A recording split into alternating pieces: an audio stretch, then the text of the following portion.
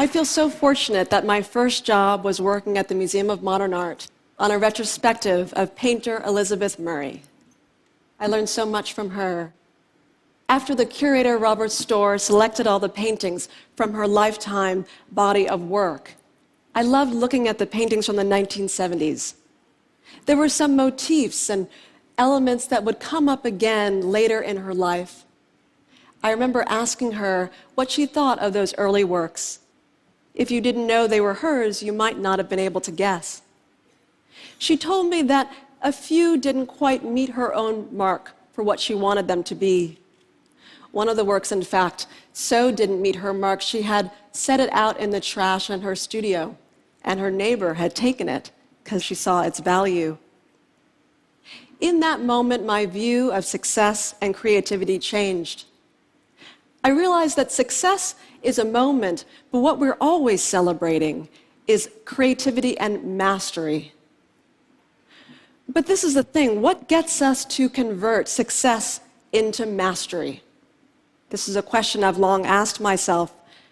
I think it comes when we start to value the gift of a near win.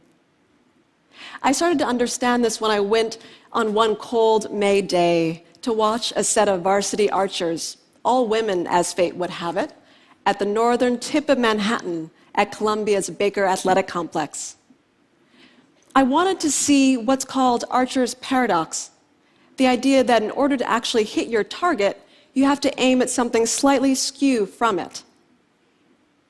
I stood and watched as the coach drove up these women in this gray van, and they exited with this kind of relaxed focus. One held a half-eaten ice cream cone in one hand and arrows in the left with yellow fletching, and they passed me and smiled, but they sized me up as they made their way to the turf and spoke to each other not with words, but with numbers, degrees, I thought, positions for how they might plan to hit their target.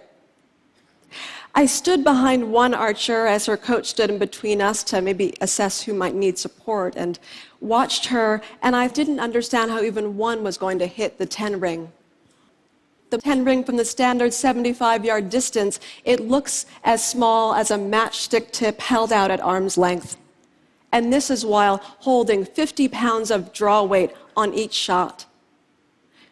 She first hit a 7, I remember, and then a 9, and then 2 10s, and the next arrow didn't even hit the target. And I saw that gave her more tenacity, and she went after it again and again. For 3 hours, this went on.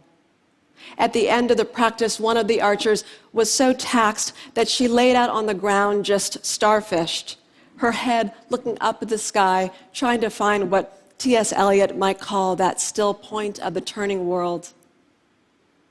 It's so rare in American culture, there's so little that's vocational about it anymore, to look at what doggedness looks like with this level of exactitude, what it means to align your body posture for 3 hours in order to hit a target, pursuing a kind of excellence in obscurity.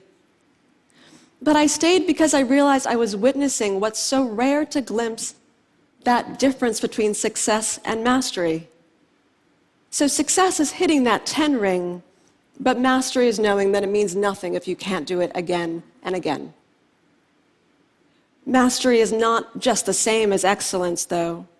It's not the same as success, which I see as an event, a moment in time, and a label that the world confers upon you.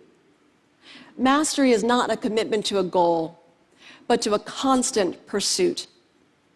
What gets us to do this, what gets us to forward thrust more, is to value the near win.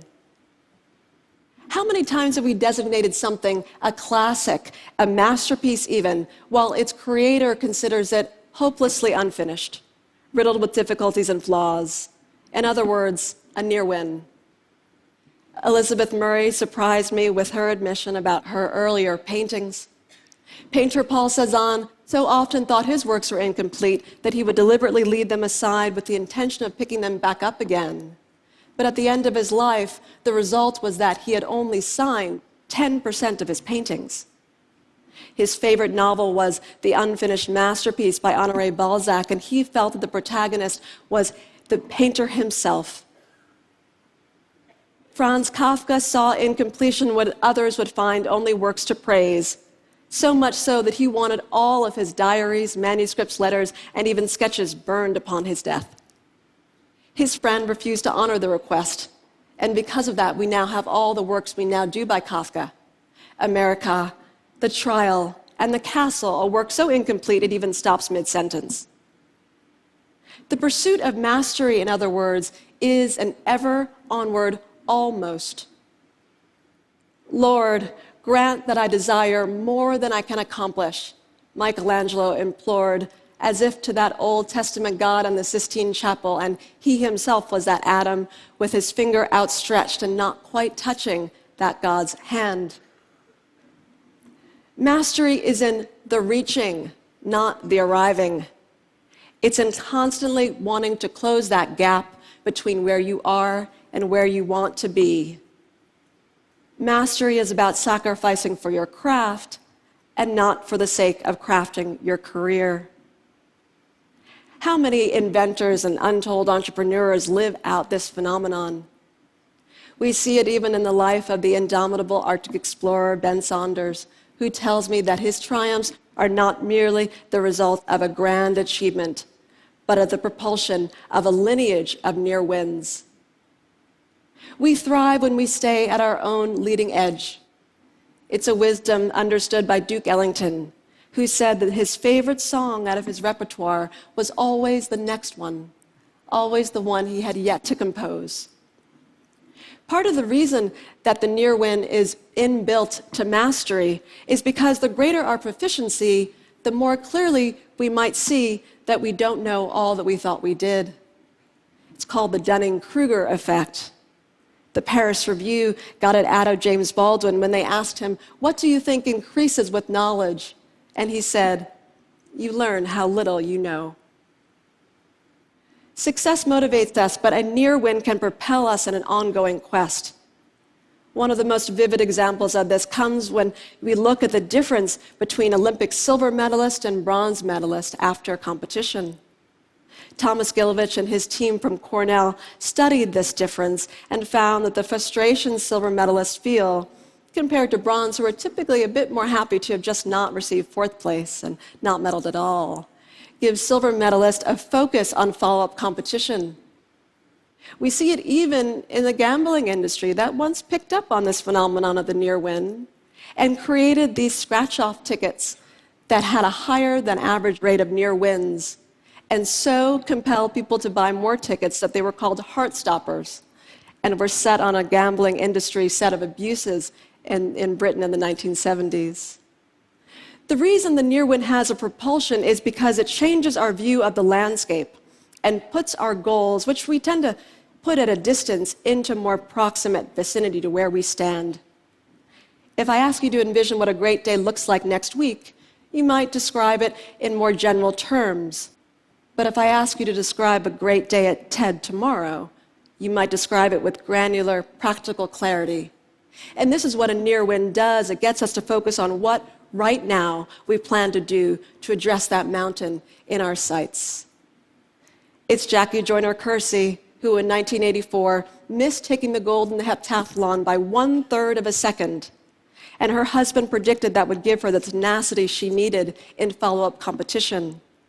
In 1988, she won the gold in the heptathlon and set a record of 7,291 points, a score that no athlete has come very close to since. We thrive not when we've done it all, but when we still have more to do.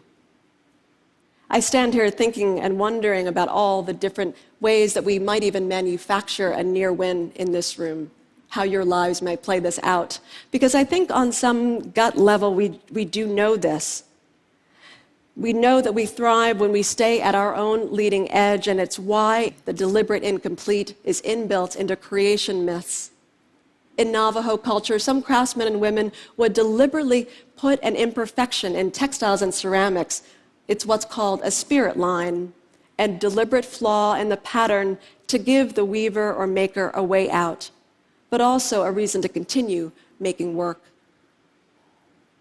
Masters are not experts because they take a subject to its conceptual end.